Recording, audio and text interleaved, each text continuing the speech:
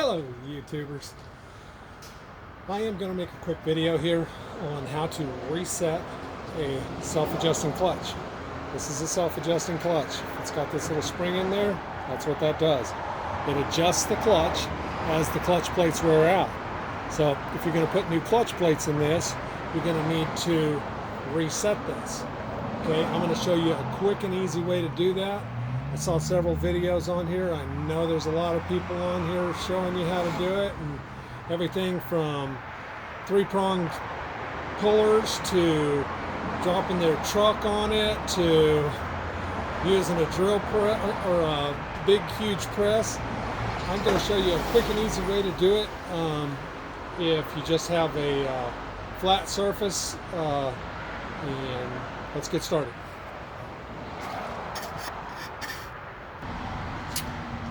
So here's where I'm going to do my stuff at. You notice that this is a steel table, has a hole drilled in it, and then I'm going to take 6 nuts like this, and I'm going to put them underneath these spots right here so that I can support this outside housing. You want to support this outside housing right here, this part, not this. You do not want to support that. You want your nuts on this part of it, on the edge, so that you can press against this housing and push these fingers down. Okay? Now this is my setup. I just have a hole drilled into the steel table, and then I'm going to set the nuts up on these posts.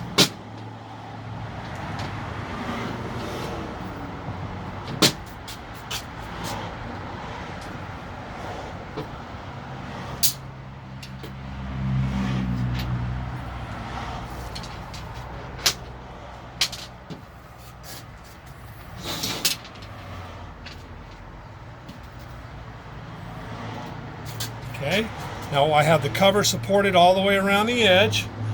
Okay, the plate is not touching the table. Okay, now I'm going to take this steel sleeve. I made a tool out of the old locking mechanism that locked these tines in on the new fork, but you can use the throwout bearing for this also, or I've seen people use big sockets for this also. Anyway, you're going to want to put this over here.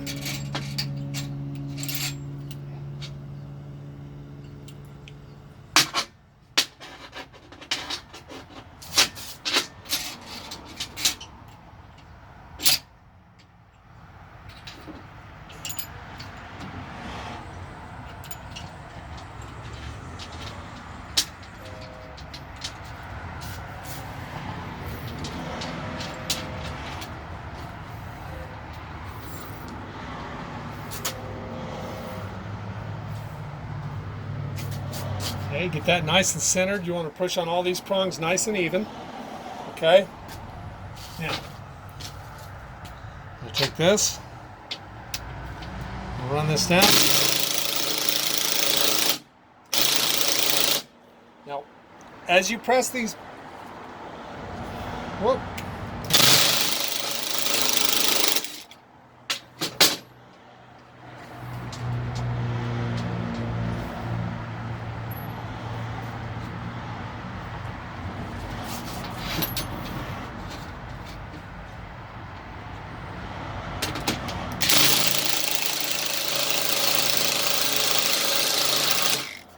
Okay, so now what you're going to notice is as I push these prongs down, these springs are going to come sliding back out here. Okay, once these quit moving, that's a good place to stop and check to see if this little plastic plate is moving freely.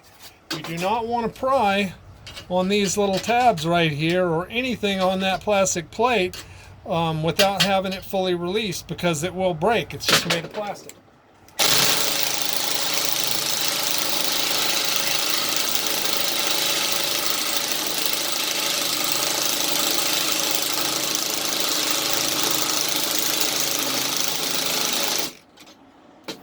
Okay, so once this is fully released, you can actually move springs back and forth.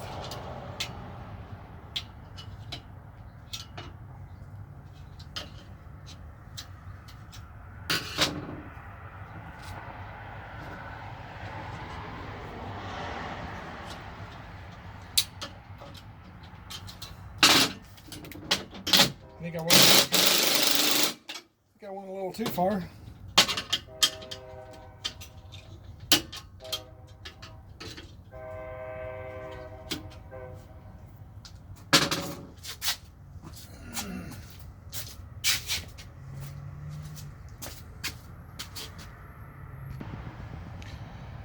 So when you get this in the right position, it should move easily. See this? I actually broke one of these tabs. This is an old clutch that I'm doing this on, so it really doesn't matter. This little piece that you're prying on down here is made of plastic, so be sure you be gentle on it. When you get this bolt, when you get these tabs pulled in enough, this will move easily. Don't pull it too much, or these will go past and you'll get it in a bind. But you want to hold back on the spring like this. Okay, hold those springs, get those springs compressed.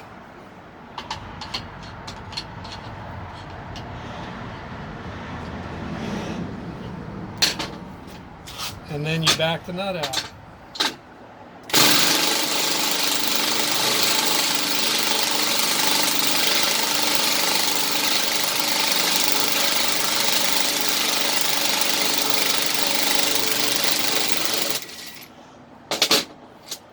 Okay.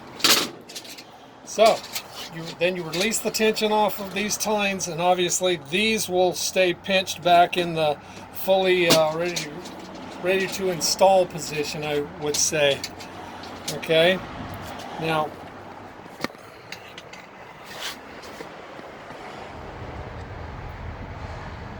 that would be the ready to install position, where the spring is compressed and the little piece right here, this little piece right here, is slid all the way back. Okay, now that clutch is ready to install in your car.